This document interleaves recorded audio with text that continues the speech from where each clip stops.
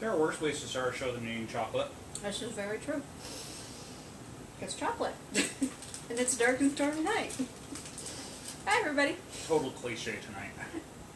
No, Zoe, you don't get chocolate. I'll give our friends, Vibe Radio Network, a minute to get caught up with us here. Your show will go live in 5 seconds. Right 4, 3, 2, 1. Blog Talk Radio. Hello, hello. All right, so now Say hi, Zoe. Zoe's not happy because I'm keeping her from Lulu. Zoe's in a feisty mood. Now we have our friends in the Facebook world and the Vibe world, Vibe Radio Network world with us. And yeah, good evening, everybody. It was a dark and stormy night.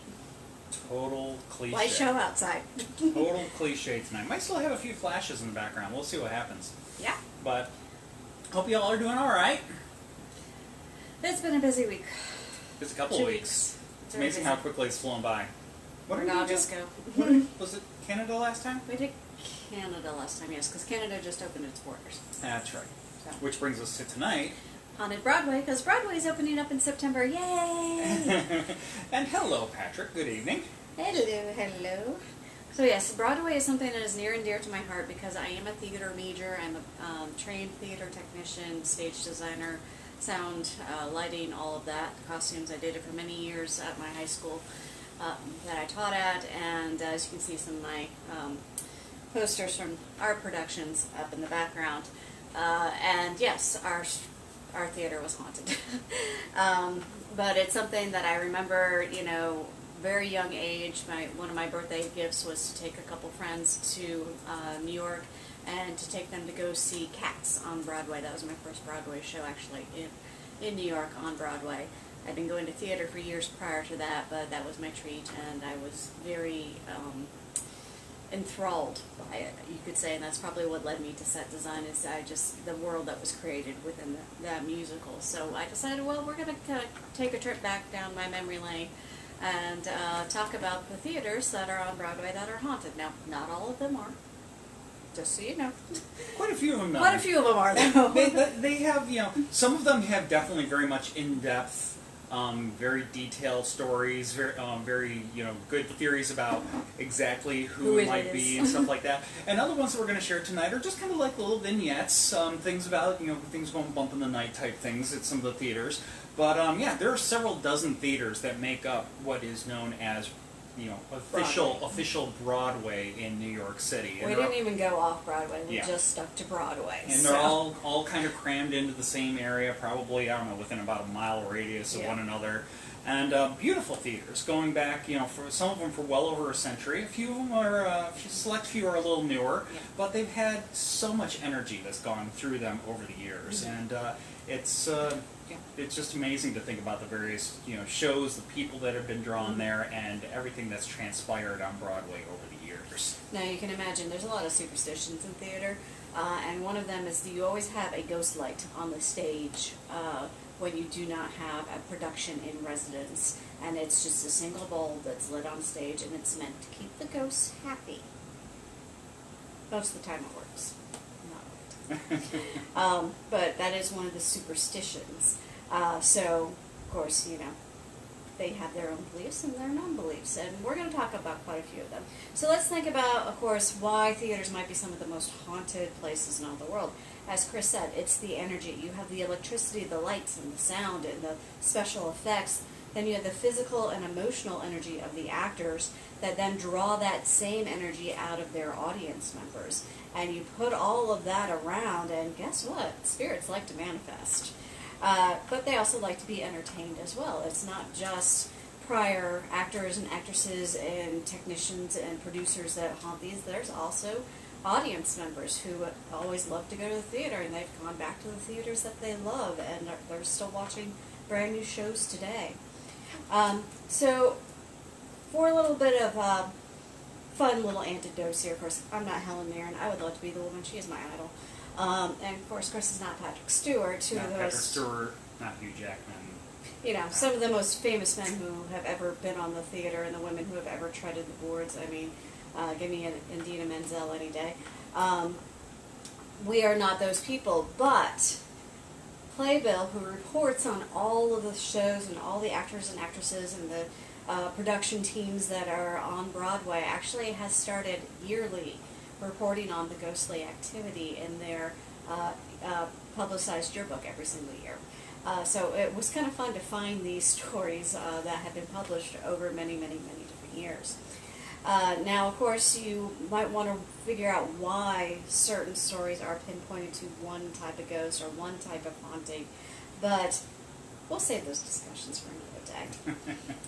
That is a whole That's a whole presentation in and of itself. Paranormal 101 in theaters. We'll get Steve in on that one. But let's go ahead and talk about the different types of hauntings that happen in these theaters. So we have, of course, the unaccountable noises. You have the mysterious opening and closing of doors and cabinets, flickering of lights. Sometimes there's the cold spot in the room, the colored mist, a floating orb in a photograph, an inanimate object that is moving around without anybody touching it, the disembodied voices, disembodied dancing, which I always found really fun.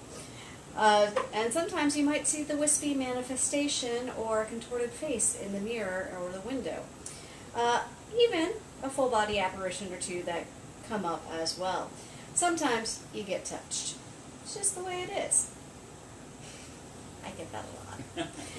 Now, the New Amsterdam Theater actually has had all of those things happen inside that theater.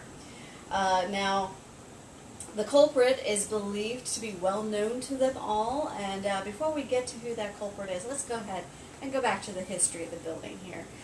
It was actually standing at 214 West 42nd Street, and it was built between 1902 and 1903. It was the largest operation of its kind in New York City when it opened, with 1,702 seats. I never understood the two. Whatever. It was the first show that was actually performed there was Shakespeare's A Midsummer Night's Dream. You always start with a classic. And it later became home to Ziegfeld's Follies. So everybody knew about Ziegfeld's Follies and the traveling shows. And they were there between 1913 and 1927. Live productions continued until 1937. At this point in time, however, the theater was actually converted to do movies. It continued that way until 1985, when it closed down, and the space was then leased to the Walt Disney Company, and they still operate the theater today. Now, from the Ziegfeld Follies era is when the most active spirit at this theater actually originates. She was known by the name Olive Thomas. She was once a Follies chorus girl, and while she might not be taking part in the live productions today, she manifests herself frequently enough that Dana Amendel, the vice president of the operations for Disney's theatrical productions, has placed photographs at all the doors so that the staff can come in and say hello to Olive every single day, and hopefully that calms her down a bit. Kind of puts a little bit of a damper on some of the mischief that she's known for. Yeah. But doesn't always work. Doesn't always work. Olive likes to have her way. Now, Olive's story comes to become one of fame and luxury. She came to Manhattan at the age of 16. She quickly won the title of Most Beautiful Girl in New York City, and then became a member of the Ziegfeld Follies. She was a chorus girl in 1915 at the New Amsterdam main stage, and also in the subsequent Midnight Frolics, which was the more intimate New Amsterdam Roof Theater in the same building. Olive was whisked out of New York and off to Hollywood, where she made a handful of silent films and then married Jack Pickford, the ne'er-do-well brother of the period superstar Mary Pickford. You might remember the name. We did actually mention her and her haunting when we did Haunted Celebrities. Now, on a trip to Paris in 1920, Jack revealed he had contracted syphilis, and that she probably had it too. What happened next is up for debate. Official reports say that Olive accidentally swallowed an overdose of Jack's medicine, mercury bichloride, which, if you take in large quantities, is poisonous. But Jack quickly rushed her to the hospital, and Olive died, unfortunately, 2 days later. It is at this time that people started to wonder how it could have been accidentally emptied an entire bottle of his medicine. Now, Jack and Olive's relationship could be very loving at times, and it could be very tumultuous at times. Jack was actually known to stray, and this is how he contracted syphilis. However, Jack brought Olive's body back to New York. She was buried at the Woodlawn Cemetery in the Bronx, and it was shortly after that that people started noticing that Olive was back at the theater. Dun, dun. She had to go somewhere. Yeah, she had to go somewhere, and I mean that's where she was made big. So she was actually being seen backstage by friends, people she had worked with, and they're all like, "That can't be. She's dead. She's buried. Why is Olive in the theater?" So she actually appeared periodically throughout the 1920s. She became quiet during the time that the 42nd Street theaters went into decline or were underused. And things started picking back up again when Disney came into play, because Disney decided to renovate. And of course, renovation brings out a whole bunch of stuff. So while the renovation was going on, some of the earliest stories centered around a beautiful woman in a green 1920s flapper-style dress was seen walking around the theater, and then she would abruptly vanish. One of the most notable incidents happened with a night watchman who was doing his rounds, and he felt a tap on the shoulder. He turned around to come face to face with a woman in this flapper dress. He was too stunned to move, and he could only watch as the woman moved away from him and then exited through an exterior wall onto 41st Street. It was enough for him to actually call Dana and wake him up and report what happened. Dana started a logbook. Yeah. To call the corporate vice president in the middle of the night and wake them up. Because you saw a woman in a 1920s flapper suit go through a wall? That's not usually the type of thing that you prank.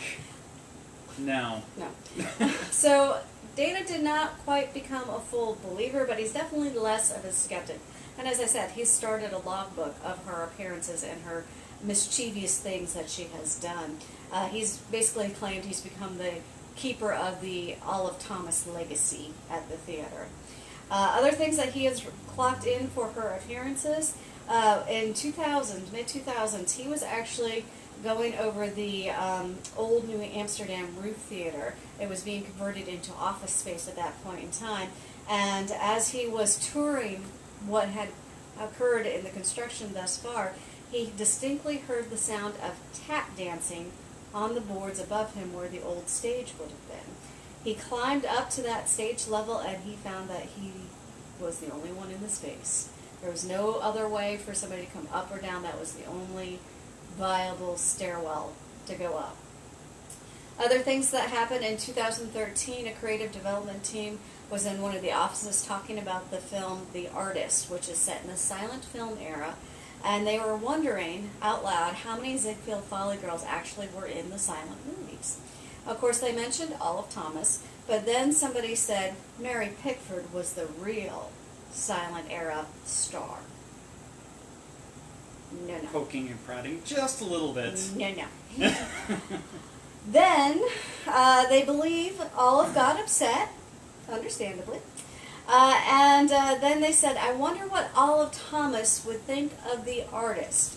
At that point in time, a stack of DVDs that had been basically in this one place on the table for quite some time went flying across the room.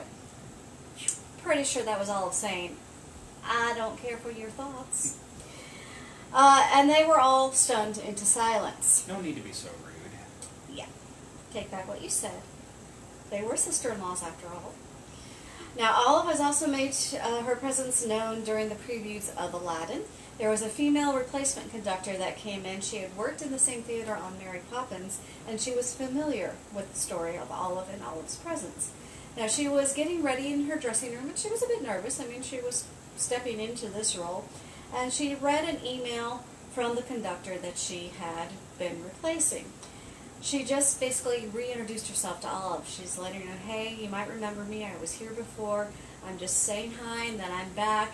And I really wish you would, grant me some luck tonight. I'm a little nervous."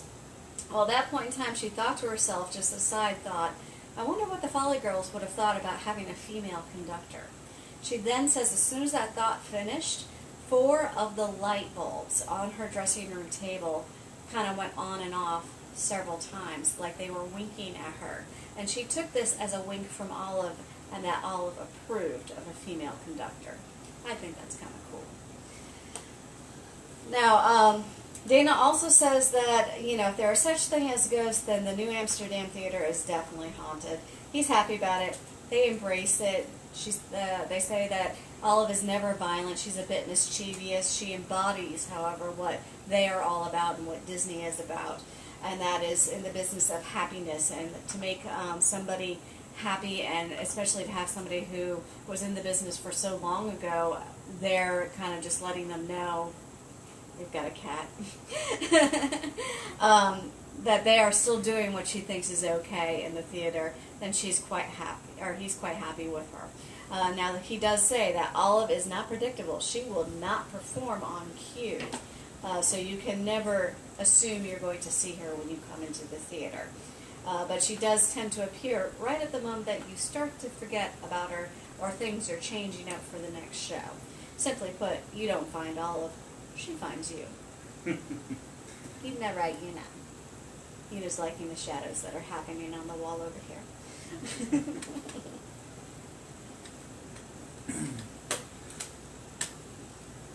Oh, yes. Zoe is very much interested in tonight's stories. Zoe's interested in just about everything. Zoe's a bit spacey. Zoe's, yeah, she's a little firecracker. Yeah.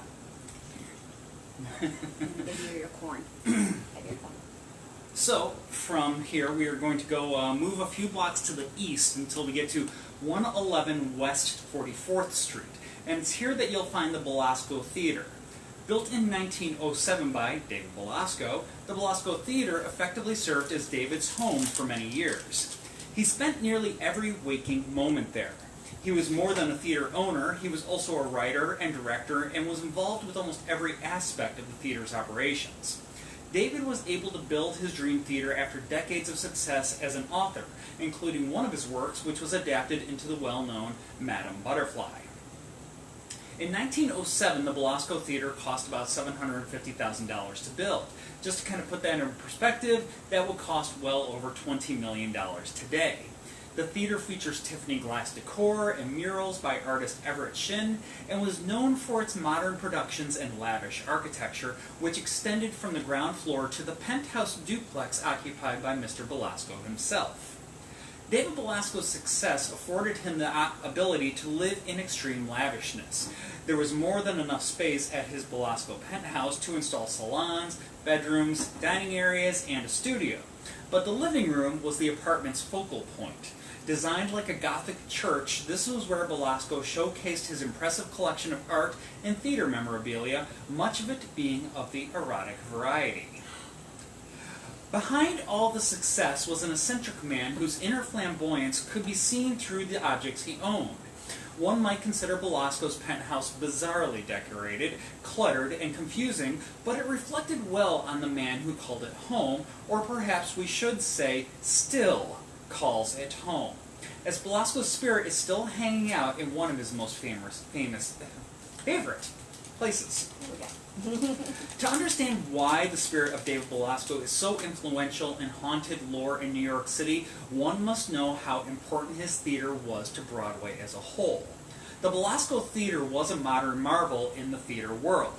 Despite being Jewish and a great lover of women, he was nicknamed the Bishop of Broadway because of his unexplained daily priestly clothing of black suits and a clerical collar. This flamboyancy crossed over into his theater design and productions. In 1913, Our Theaters Today and Yesterday described the theater as the first theater to be built in an enclosed rectangular court. It is broad and shallow and seats about 1,100 people and allows each a clear view of the stage at such close range that opera glasses are superfluous. Superfluous. Yes, superfluous. So, yeah, basically, take your typical imagination, what you're thinking about as a theater. You have the stage, and then you have rows and balconies going further and further back until you get eventually to what is considered the nosebleeds. That is not what the Belasco Theater is like. Back wall. Really very much the stage is in the middle of things, kind of enclosed by the seating, so everybody has a really good view. Now, the decorations in the Belasco Theater reflect Belasco's desire for theatrical intimacy. No chandeliers or brackets are visible. Instead, lights are discreetly enclosed on the roof. Another notable feature of the Playhouse's restrained design is its absence of an orchestra.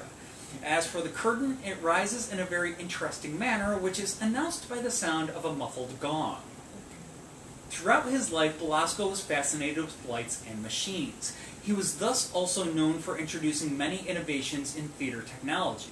The Belasco Theater had one of Broadway's first modern light boards. With 65 dimmer dials, it empowered crew to easily set the mood of performances, which makes people like Beth very, very happy. Toys! Such things a little over my head. I mean, 65 dials and stuff like that sounds very impressive. Oh, that's but, small compared to today. well, still, either way, she knows what it's all about.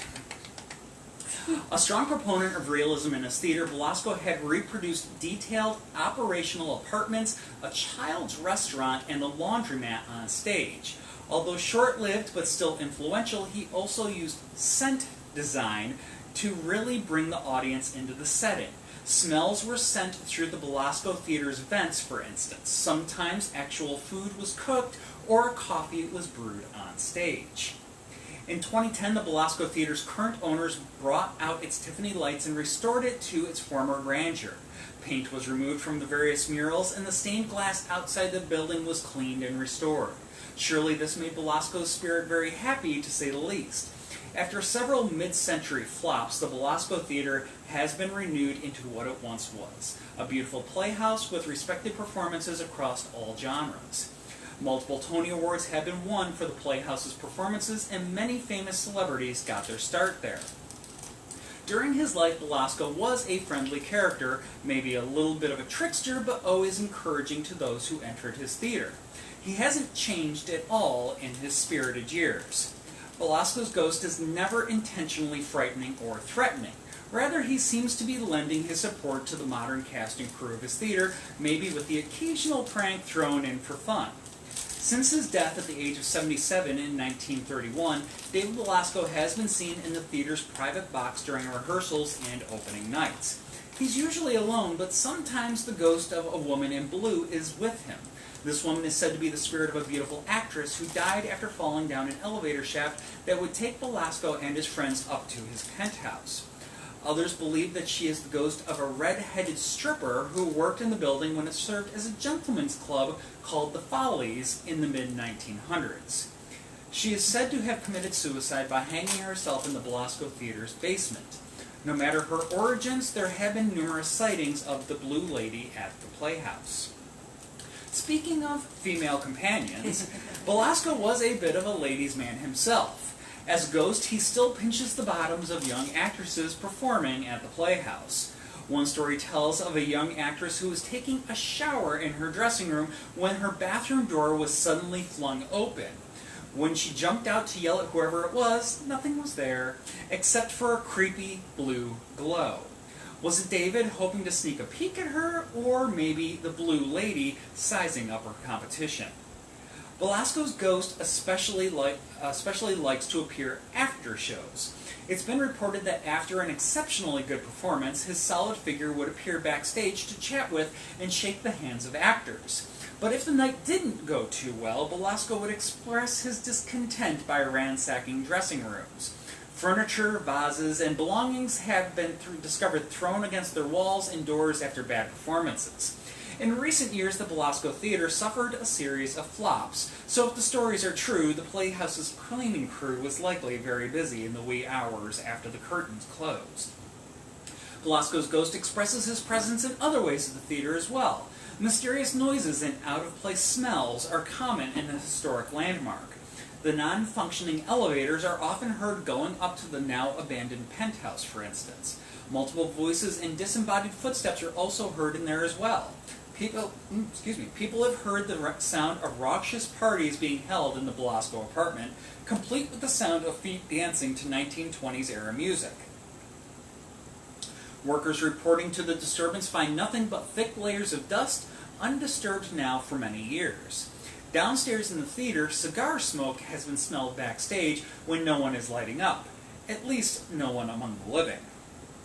Melissa Errico, who played Mina in Dracula the Musical, reported that Belasco does indeed haunt the theater.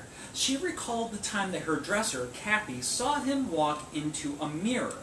She thinks that he lives in the mirror in the wall outside my dressing room. Now that's a bit Phantom of the Opera. One night I forgot my coat and I had turned out the lights in my room. I turned back to get my coat in the dark and someone turned the small, pretty table light on for me to see my way. It was spooky. As I opened the door to leave, as I was walking out, someone closed the door behind me. I didn't touch it, but watched it move. Seems that David most certainly does take the welfare of those who work at the theater seriously. In 2008, during the run of Passing Strange, actor Daniel Breaker told Playbill Radio that one evening he was putting on his makeup in his dressing room mirror when he saw an old man with white hair sitting behind him, silently watching him. When Breaker turned around to demand, what was he doing there, the man, who resembled nobody working on the show, was gone. Breaker reported the incident to the house manager and was told without a trace of surprise, "You just saw David Belasco." Currently, Belasco house manager Stephanie Wallace said that Belasco has been comparatively quiet in the years since the theater was renovated in 2010. To tease him out, the creators of the theater's hit Hedwig and the Angry Itch actually wrote Belasco into the script. Each night, Neil Patrick Harris, yes, that Neil Patrick Harris, and his successors asked if anyone in Box B has seen the ghost, but so far, Wallace reports that there have been no takers. Again, very Phantom of the Opera-ish. Man has a flair for the dramatic, Yes. which you would expect at Broadway. I have to wonder, a certain British producer/writer might have gone and visited and based Phantom of the Opera partially off of this guy. I mean, I know it's based off of the novel, but there are some very similar. When was Phantom of the Opera written, though? Oh, back in the 1800s. Oh, yeah, so, okay. Maybe the theatrical adaptation? Maybe. Maybe. Yeah, that's why I said a certain Broadway producer. Okay. He's gonna yell at me. Who is? That producer. Oh. I didn't meet him once. Anyway. Is he watching tonight? Probably not. Okay. So, let's see. Saying hi to the kitties. Kitties have to terrorize. After all, it's in their nature. Yeah, Zoe has started doing 3 a.m. zoomies across the bed. Yep, like having furry ghosts in your house. Very much so. And hello, Whitney. Glad you could join us this evening. Yes. Sounds like great afterlife. You get to be a ghost in your theater, being a trickster and someone who encourages the actors alive today. Yeah.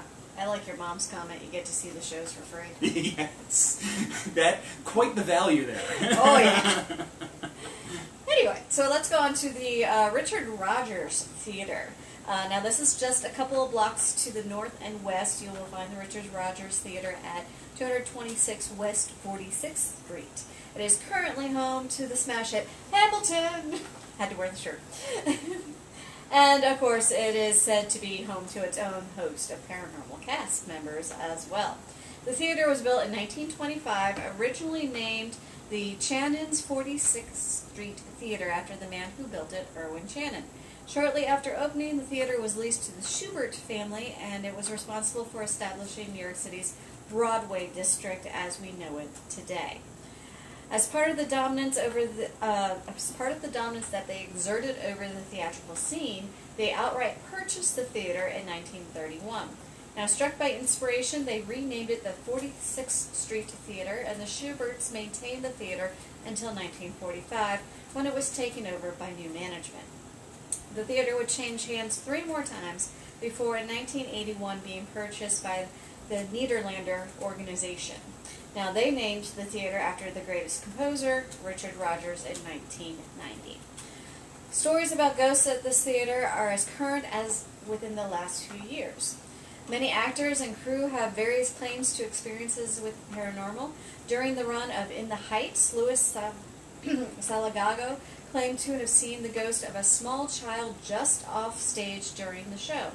During 2010, actress Blanche Camacho wrote, "There are reappearing red lipstick smudges in the ladies' room.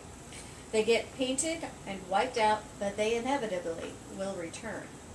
Stall doors would open by themselves, dressing rooms have strange sounds, and things spontaneously fall off the shelves in one of the rooms. After hours, there should be a comma there. Apologies. Your editor is I should have put it in there to begin with. Brings bizarre howling sounds, chandeliers moving, and the sounds of people walking. Jimmy, the doorman, armed himself with a baseball bat one evening. Guess he was going to take a few of them with him. However, the most intriguing of all the paranormal claims originating from the theater are those of the redheads. Redheads have more fun. Anyway, yeah, I'm no longer red. I need to go back to red someday. But over the years, there have been multiple sightings of red-headed ghosts who haunt this theater. But they seem to be content just having their presence known. To date, they have not been menacing to anybody who's witnessed them. They have been seen throughout the theater, from the box seats to the orchestra section, and moving in and out of the various doors around the edge of the theater. They seem to be fans of the musicals that run at this theater above all else. As far as theaters go, they couldn't have picked a much better place to stay for the productions. Richard Rodgers Theaters has been home to more Tony-winning best plays and best musicals than any other theater on Broadway. While it's hard to say if there may or may not be a direct relationship, like someone to attribute the presence of the redheads to the production that took place there in 1959, when it was still known as the 42nd Street Theater. It was a spooky murder mystery show known as The Redhead that ran there for a number of shows. It was a very well-received production, winning 6 Tony Awards, including Best Musical. Sounds like the perfect place for redheads to go. After the theater goes dark at night, it's said the sounds of howling and people moving about take over the space. Strange sounds, apparition, poltergeist activity are common, including, as we mentioned, the doors, the chandelier moving, and the falling off of items on shelves. Again, they've never caused any harm to anyone, but they're a little bit restless when there's no entertainment to keep them busy. Any new comments? We're having a delightful conversation about, well, cats, of course. Of course. And also how, David Belasco, there's worse ways to spend your afterlife as far as, trust me, I'd love to. Basically, the guy gets to, it was his passion in life. It Passion continues and to death. passion and death. And basically what our various passions in the afterlife will be. We will be ghosts who share ghost stories. I'm not sure how much of a marker for that there will actually be. Guess we'll find out. I'll be driving the tour bus around. Guess we'll find out when we get there, but yeah. Other people will be having their, sharing their passions in other ways, so lots of good stuff. And now we have Glenn with us. Hello, Glenn. Hi, Glenn. Just in time for the Eugene O'Neill Theater. Am I continuing or are you going? Up to you. Okay, my turn. Exactly. And, Okay. Whitney is going to start singing show tunes now. Hugh Hamilton. That never happens in this house. All the time. All the time. And Patrick says there will always be a demand for ghost stories, so I guess that works. Yes. Have a livelihood afterwards. So anyways, yeah. Clear the throat. Excuse me. Should I give you the chocolate while I was talking? Need to Coat the throat. coat the throat. What is it? I didn't warm up. I didn't warm up the throat. I did not take Broadway lesson. I don't know whatever that would be. Two. What's number 1? Don't mess with the ghost. Okay, that's a good lesson. Anyways, moving a couple blocks to the north, we'll find the Eugene O'Neill Theater at 230 West 49th Street. Built in 1925, the theater opened as the Forest Theater and was renamed the Cornet Theater in 1945. It finally settled on its current name in 1959 as it was rechristened in honor of playwright Eugene O'Neill, who passed away 6 years prior.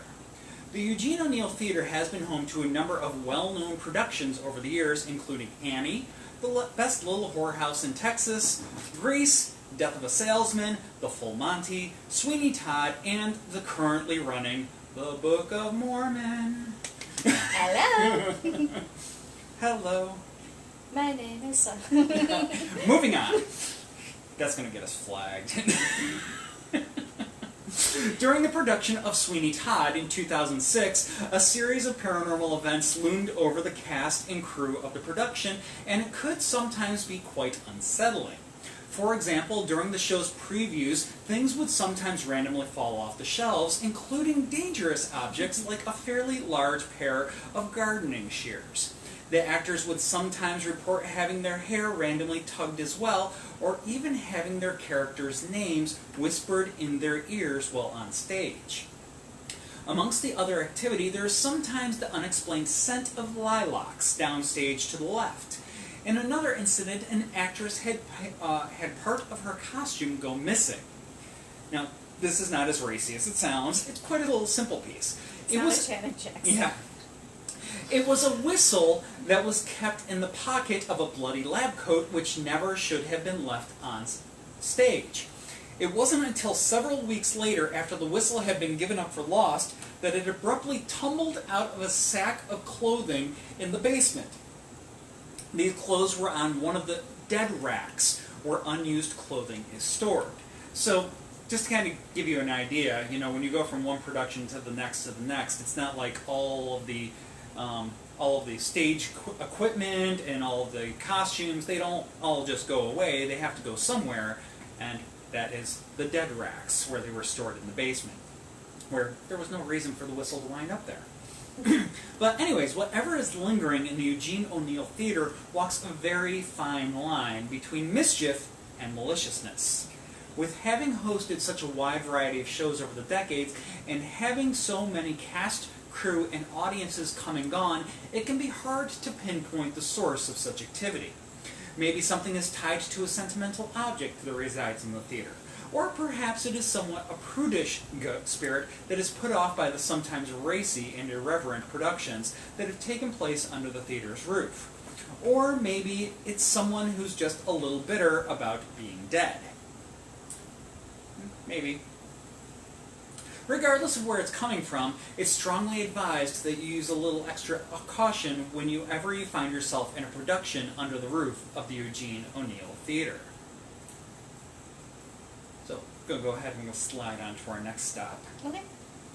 And just this next stop, everything's really close. As we mentioned earlier, everything's like in a mile radius. And so just a very brief jaunt back to the south, you'll find the Stephen Sondheim Theater at 124 West 43rd Street. It's located at the site of the former Henry Miller's Theater, and it wouldn't be too much of a stretch to say that this location has had one of the most tumultuous histories of any theater location in all of New York City. Henry Miller's Theater was built back in 1918 by actor, director, producer, well, Henry Miller. Shocker, named the place after himself. Miller was only able to operate the theater himself for a few years before he passed away in 1926. The theater was subsequently managed by his son Gilbert, and it proceeded to host a variety of successful productions through the late 1960s. However, the live productions were not to last. The theater was converted into a movie house called Park Miller, showing feature films for a short time until it was renamed Avon on the Hudson and began running X-rated features. The building's run as a movie house lasted about a decade until it was converted again, this time into a discotheque called Xenon in 1978. Maybe you've heard the name, maybe you haven't, but it was a very, very close competitor of the famous Studio 54. I got that right? Yep. Studio 54, yes, okay. So anyways, it continued to serve as a club for a little over two decades, with the name and style changing multiple times to fit the theme of the moment. Finally, in 2001, the building returned to its original purpose of live theater and was rechristened the Henry Miller once again. But even this was to be short-lived. In 2004, the theater closed again, and this time the interior was gutted for the development of the 57-story Bank of America Tower. While the original facade remains, the theater was moved underground to accommodate the banking facilities above. The new Henry Miller's Theater opened in 2009, but only for a few months, whereas in March of 2010 it was renamed to honor the distinguished composer Stephen Sondheim for his 80th birthday. Today, the Stephen Sondheim Theater is one of only 2 Broadway theaters to reside underground. I actually kind of want to go see this theater just because it's underground. Well, you have a whole thing with underground and stuff I like do. that back at St. Lawrence. I do. Yes. Soft spot. Now, what would Henry Miller have to say about the fate of his theater through the years? Having been deceased for 95 years, it would be difficult to ask him directly, but we can assume that there would have been at least a few decades where he would have been less than thrilled about its use as a movie house and nightclub. And while his name in theatrical shows returned in the early 2000s, the subsequent gutting of the building would likely have been gut-wrenching as well. As far as his opinion on the Stephen Sondheim name, Miller might not bear Sondheim any ill will, but that's not to say that he's keen on being forgotten anytime soon. In the spring of 2014, Beautiful, the Carole King musical, had recently premiered. One of the cast members, Kevin Duda, had stayed late one night and was getting ready to exit the stage door when he realized that he had forgotten something in his dressing room. Turning back, he caught a glimpse of the old Henry Miller sign that had been relegated to a space overhanging the security desk by the stage door. As he made his way back to the elevator to return to his dressing room, random thoughts started to swirl in Duda's head. As he entered the elevator, he was pondering the theater's history, and he asked himself aloud what Henry Miller would have thought about his name being limited to the back corner of the theater by the stage door. Henry's answer came in the form of a jolt. The elevator, which was relatively new, bounced hard and came to an abrupt stop. Duda was stuck. He screamed inside the stuck elevator for the next 5 minutes until security found him and helped him out. Duda, not one to believe in coincidences, made sure to never question Henry Miller's emotions or state of mind again after that moment. While Henry Miller's contributions to Broadway history may never be outright forgotten, he doesn't seem to be all too keen on not being considered a headlining figure in the modern day. I'll check on that. You take the next I'm story. betting it's a ladybug on the floor. Doesn't belong there. Una, you don't belong up there. Una's walking the rails again. AKA the fireplace mantle.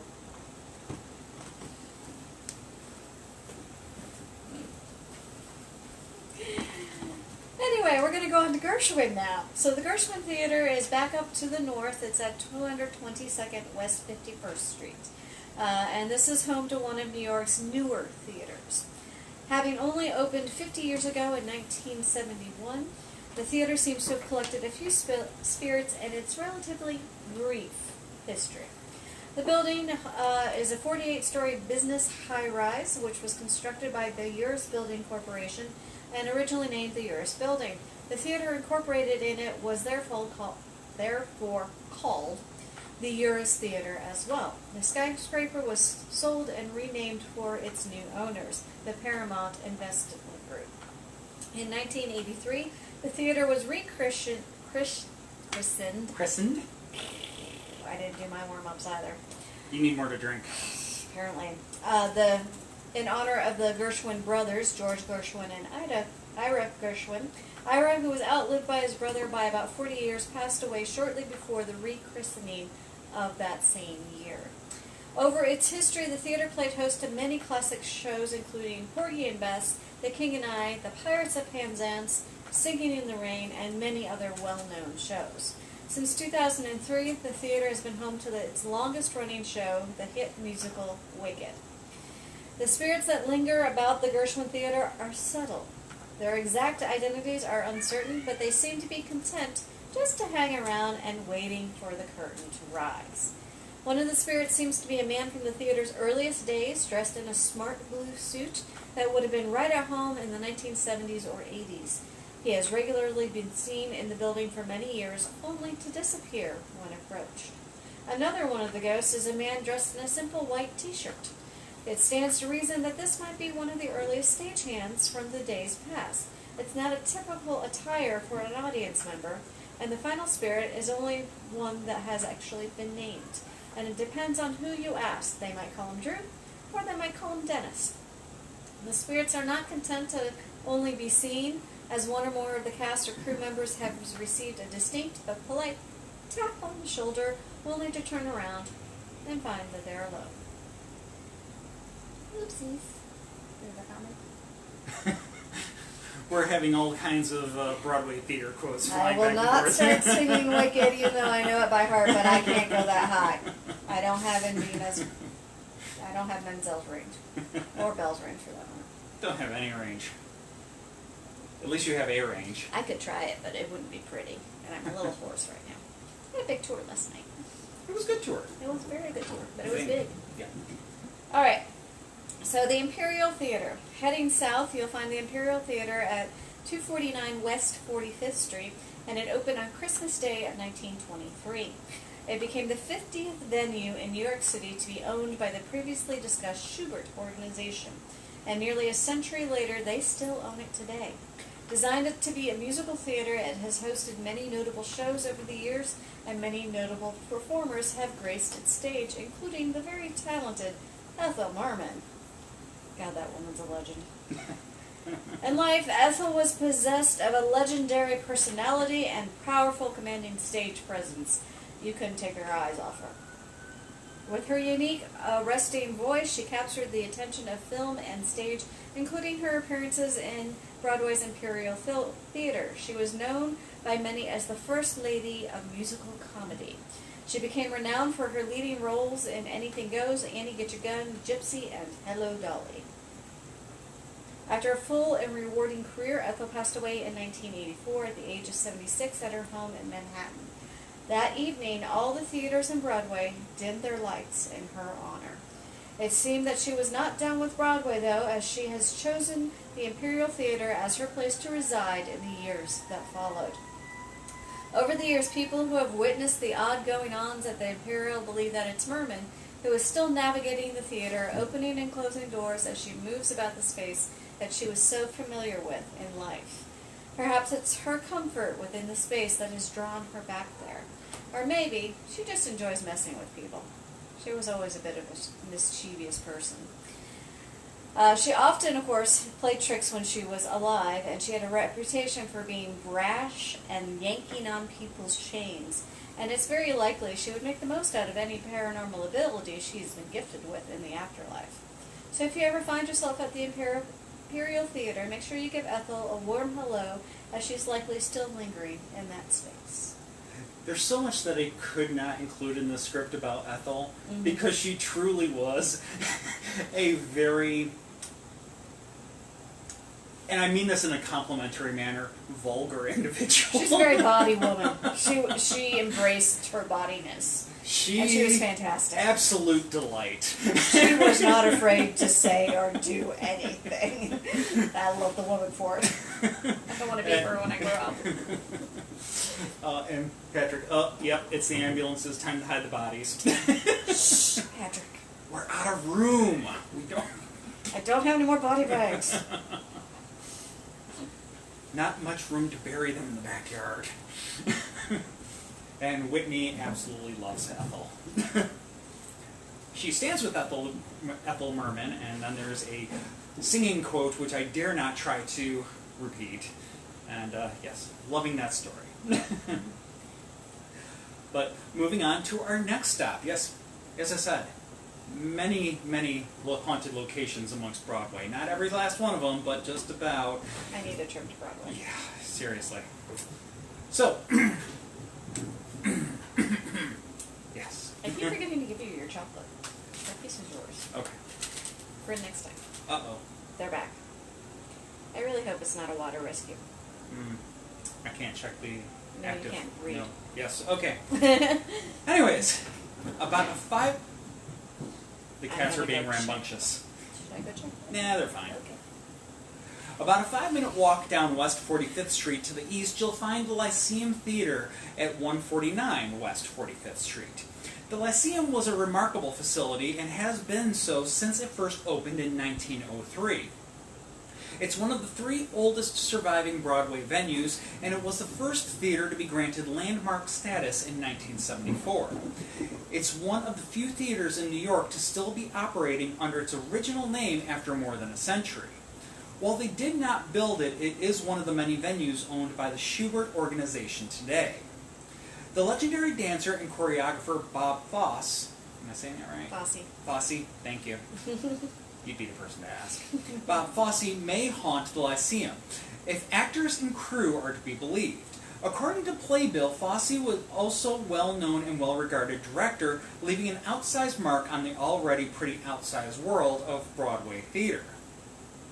People who claim to have experienced something supernatural at the Lyceum report hearing odd noises from the catwalk, the smell of cigarettes, and a weird, almost unexplainable presence in the seats. The smoking is especially noteworthy as it is now banned entirely in Broadway theaters and other indoor spaces in the city. Fosse, however, was rarely seen without a cigarette while he was still on this side of existence. While he was alive, Fosse also told actor Rodgers that he enjoyed getting a view of the theater from the balcony where he could overlook the entire space in all its glory. Now, what could be keeping Fosse at the Lyceum? It might be some lingering personal connection. In 2015, the theater hosted The Visit, a show starring another Broadway great, Chita Rivera. Fosse was close to Rivera, as well as co-stars Rodgers and Rivera's understudy, Donna McKinchy. I think I got that right. Cool. Some speculate that their presence may have called Fosse back for yet another show at the Lyceum. Fosse could easily be considered a man with unfinished business. He died of a sudden heart attack in September of 1987 at the age of 60 and had been working theatrical productions right up until his death. Perhaps he wanted at least one more curtain call with some of his oldest colleagues. Oldest and closest colleagues, for that matter. But from the Lyceum, we're going to go down another right around the corner to the Palace Theater at 1564 Broadway. Yes, this one is actually right on I've been Broadway. to that one. Have you now? Yes. What did you see there? Was it Funny Thing there?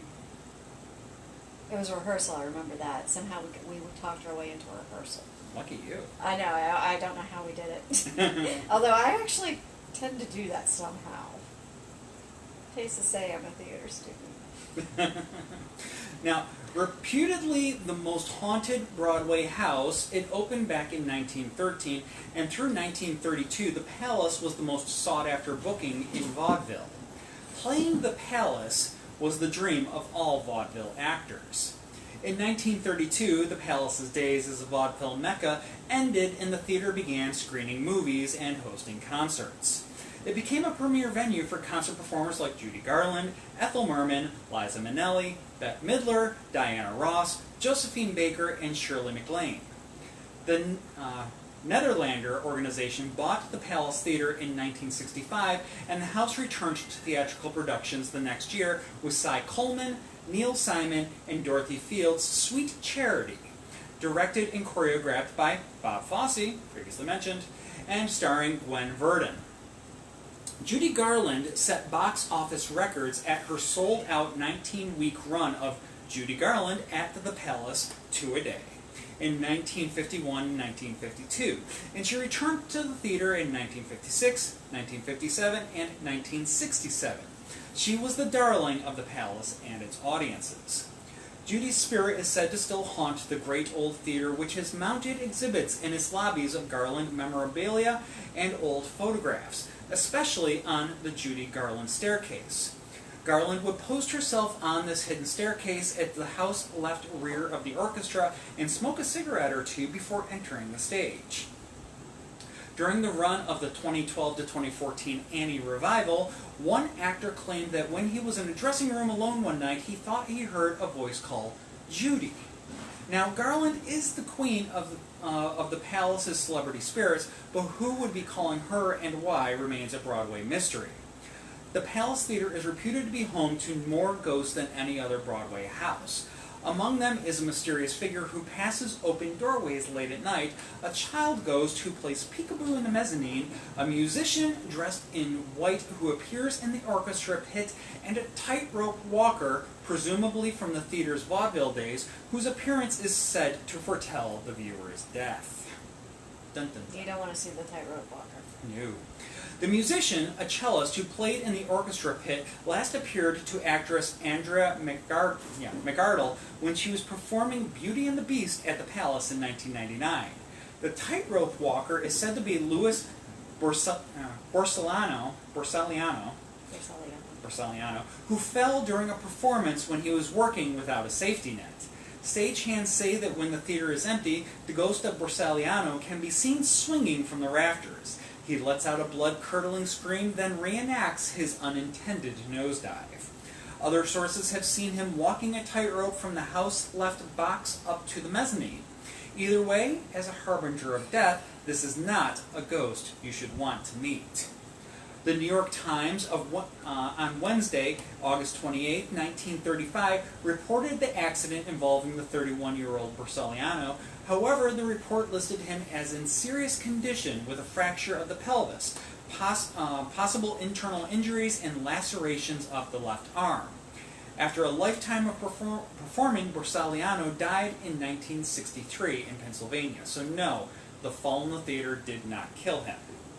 That came later, but it didn't help. Yeah, no, it didn't help, and it certainly would have been kind of one of those emotionally traumatic moments, which could be quite residual. Now, one count is that there are over 100 ghosts haunting the palace. How they come to that number, debatable. For another broadcast, maybe. We should ask the tour guide in Manhattan Yeah, if they've done an investigation there. Good question. We might have to get back to y'all on that. Yeah. He's not exactly on our speed dial. No. But Anyway, anyway, we're friends with them on Facebook. yes. Regardless of the number, though, the palace's spooks have apparently been calm in recent years. Reports of apparitions and inexplicable happenings have been few lately, though some of that may be attributed to the fact that the theater has been closed for renovations since September of 2018, with an intended reopening date of this year. Intended.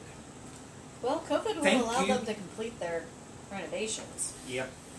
So, See what happens.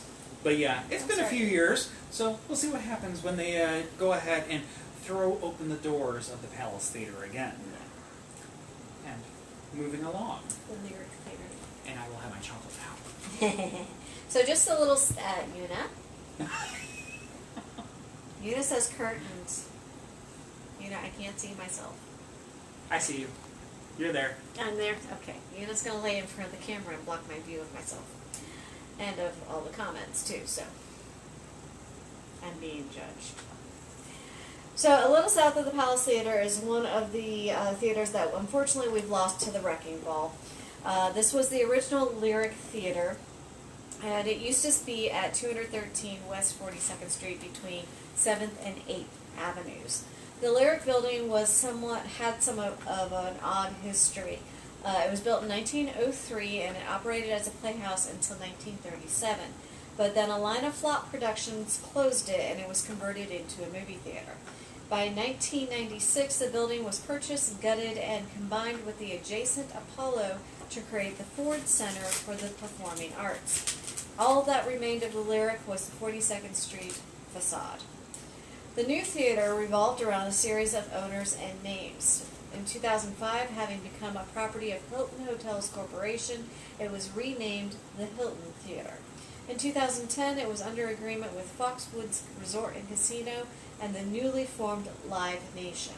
The theater was renamed once again as Foxwoods Theater, and in 2014, yet another change came of management, and the theater renamed back to its original name, the Lyric.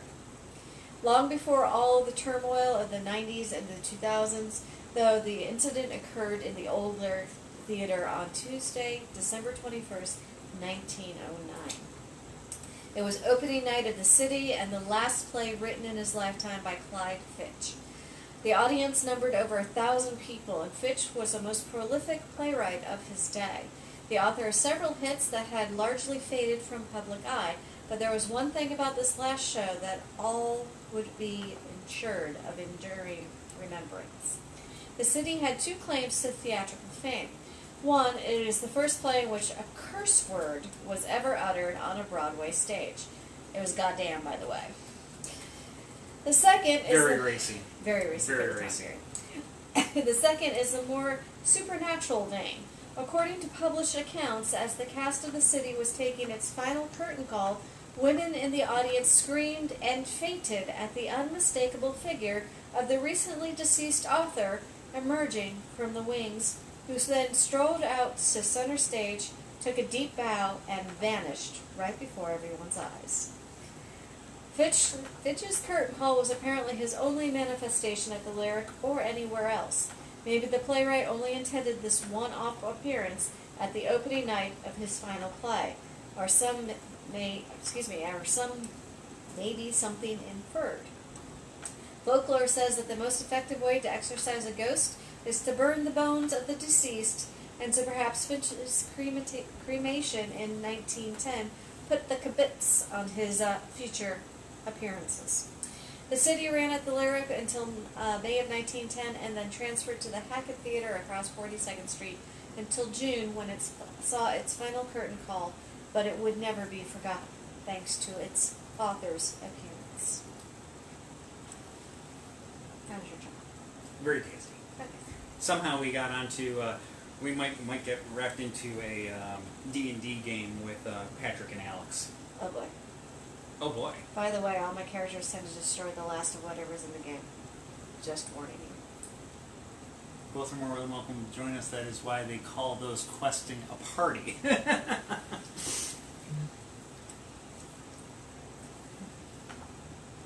And thank you, Glenn. Alright. Hey, people are enjoying the stories tonight. Oh, so, yeah. Moving on from the Lyric, huh? Yep. So.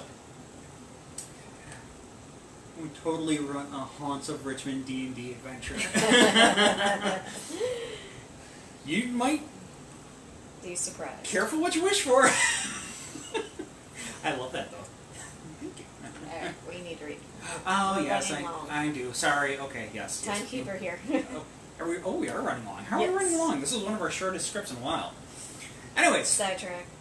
just to the northwest of the Lyric Theater, we have, it's our last stop for the evening. So, the Martin Beck Theater at 302 West 45th Street was Broadway's furthest west house, located west of 8th Avenue.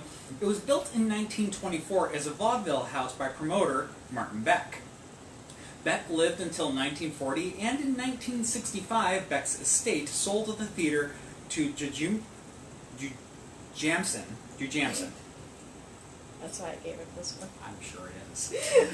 Jamson Theaters, the third and smallest of the Broadway theater owners. So yeah, all of these theaters, they're kind of owned by conglomerates. So there's only a few actual owners amongst all of Broadway. Have you seen the property taxes in New York City? Complete sidetrack. Anyways. Now, on September 25th of 2002, Rocco Landsman, president of Jamson, announced that on June 21st of 2003, the Martin Beck would be renamed for Al Hirschfeld, the caricaturist beloved for his 76 years of chronicling Broadway performances and performers in recognition of his 100th birthday. Hirschfeld knew of the plans, but unfortunately he did not live to see the honor bestowed. The man known as the Line King, not Lion, the Line King, died of natural causes on January 20th of 2003, 5 months shy of his centennial birthday. The cast and crew of the revival of Wonderful Town, the musicalization of Joseph Fields and Jerome Chodorov's My Sister Eileen, which had only opened at the Hirschfeld on November 23rd, 2003, a scant 5 months after it attained its new name, suffered a rash of lost props and things being mysteriously moved and removed from dressing rooms. This seemed to be an unhappy ghost, and the blame was laid at the feet of the long-deceased Martin Beck, who just wasn't willing to accept that his name had been stripped of the theater that he built. So, it was a really short one. Really, really short one. So the rule Okay. that you're taking away from here is don't rename things. They're gonna rename It things. takes it a little personal. I mean, I suppose if I paid to have something built and put my own name on it, which I probably wouldn't do, I might be a little miffed if sometime after my death they decided that I wasn't worth remembering anymore and they renamed me after somebody else, quote unquote, more famous. Yep. Or you need to renovate it so you hold naming right competition, and that's how you get your money. We're looking at you, Altria Theater. Just saying. Granted, it was never named after a person. No. It was the, And it's quite haunted, by the way. yes, So that is our local. that's our local haunted theater, which And we, the National's haunted as well. yes, it has some spirits there. More Dungeons and Dragons. So, no questions about tonight's script, but we might be talking about some Dungeons and Dragons later on after the show Okay. tonight. Let me go find my dice. I need a D20. Got a few of those, don't you? Oh, I have several Yeah. of them. I just have to find my bag of dice. Each bag of dice, which, yeah, where are they? I think they're in the trunk. Ah, okay. I think. Anyways, that was a fun episode. Yes, it was. What are we doing in 2 weeks? Haunted waterways.